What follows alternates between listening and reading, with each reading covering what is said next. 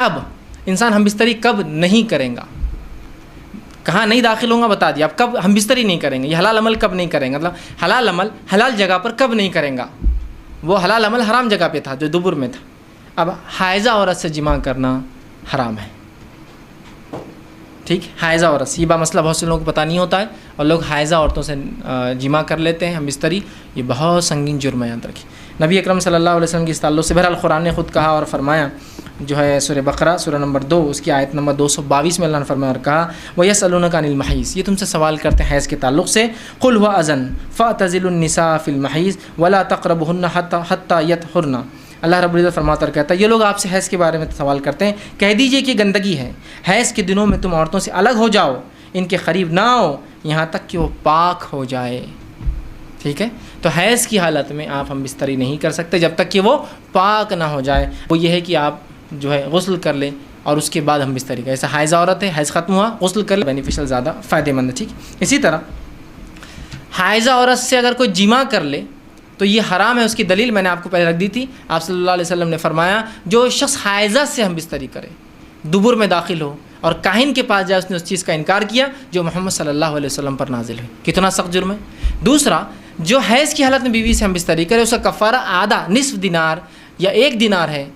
دینار، اور دینار سونے کا سکہ ہوتا تھا، اور 1 دینار 4 گرام کا اور نصف دینار 2 گرام سونا ہوتا ہے، تو یہ صدقہ دینا پڑے گا، 2 گرامس آف گولڈ اور 4 گرامس آف گولڈ، ٹھیک۔ اگر آپ نے یہ کام کیا کہ آپ نے بیوی سے اس حالت میں ہم بستری کی، اگر یہ بھی نہ ہو تو جو کچھ صدقہ کر سکتے کیجئے۔ ایک غلط فہمی کیا ہوتی ہے، وہ اس کا ازالہ یہاں کر رہا ہوں، ضروری ہے، کہ ایک ترمذی کی ایک روایت، لیکن یہاں دیکھیے یہ روایت صحیح نہیں ہے، وہ یہ ہے کہ اگر ہم حیض کی حالت میں کوئی شخص اگر اپنی بیوی سے ہم بستری کرے تو اولاد ہجڑا پیدا ہوتی ہے، اور ہر ہجڑا شیطان کی اولاد ہے، یہ روایت بالکل صحیح نہیں ہے، لیکن یہ بات میڈیکلی پروفڈ ہے کہ حیض کی حالت میں بھی جو ہے حمل ٹھہر سکتا ہے، یاد رکھیے، بہت ناممکن جیسے، لیکن ہو سکتا ہے، ایسی اب نارملٹیز ہو سکتی ہے کہ ٹھہر جائے، ٹھیک، ناممکن جیسی چیز نہیں ہے، ویسے ہوتا نہیں لیکن ہو سکتا ہے، یاد رکھیے۔ تو آپ جو روایت ہے کہ ہجڑا ہے، بہرحال یہ روایت صحیح نہیں ہے، لیکن یہ بہت سنگین جرم ہے اور ہم کو اس سے قطعاً اس کے قریب جانے کی کوشش نہیں کرنا چاہیے۔ جو ہے نسائی کی روایت ہے، عبداللہ بن عباس رضی اللہ عنہ فرماتے ہیں، ایک آدمی کے بارے میں روایت نقل کرتے ہیں کہ جو حیض کی حالت میں بیوی سے ہم بستری جماع کرنے کے تعلق سوال کر رہا تھا، تو آپ نے فرمایا اس کا کفارہ نصف دینار یا 1 دینار ہے، اور 1 دینار سونے کا 4 گرام کا سکہ ہوتا تھا، ٹھیک ٹھیک۔ اسی طرح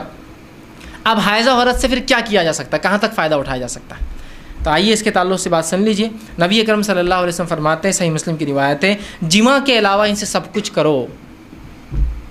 ہم بستری کے علاوہ سب کچھ کر سکتے ہیں۔ دوسری روایت جو بخاری کی آپ نے فرمایا اور کہا رسول اللہ صلی اللہ علیہ وسلم ہم عورتوں کو، مطلب امہات فرما رہی ہے کہ ہم عورتوں کو، مطلب اپنی بیویوں کو رسول اکرم صلی اللہ علیہ وسلم ماہواری کے ایام میں حکم فرماتے تھے کہ وہ اپنا ایزار سختی سے باندھ لے، شرمگاہ کو اچھے سے کپڑے سے چھپا لے، باندھ لے، اور پھر اس کا خاوند اس کے لیے لیٹے، اور کبھی کہتے کہ مباشرت جماع کے علاوہ سب کچھ کرے، مطلب خاوند اپنی بیوی کے ساتھ صرف شرمگاہ کو اچھے سے باندھے، اس کے علاوہ تمام فائدہ اٹھا سکتا ہے، بوس و کنار کر سکتا ہے، ساتھ لیٹ سکتا ہے، چھو سکتا ہے، سب کچھ کر سکتا ہے، سوائے ہم بستری کو چھوڑ کر تمام فائدے اٹھا سکتا ہے۔ اور جو آیت نے کہا تو ان سے دور رہو، وہ دوری سے مراد یہ سیکشول دوری، یاد رکھیے، جنس قائم مت، مطلب ہم بستری مت قائم کرو، وہ دوری ہے نہ کی، کہ تو آپ نے یہ عمل کیا اور آپ سے بھی بہت ساری باتیں ثابت ہوتی ہیں، ٹھیک۔ اسی طرح عورت کے پاک ہونے کے بعد انسان جو ہے اس سے کب جماع کر سکتا ہے، تو عورت جب پاک ہو جائے، مطلب اس کا حیض کا خون رک جائے، اس کے بعد وہ غسل کر لے، تو اس کے بعد بہرحال پھر آپ جو ہے اپنی بیوی سے جو ہے ہم بستری جو ہے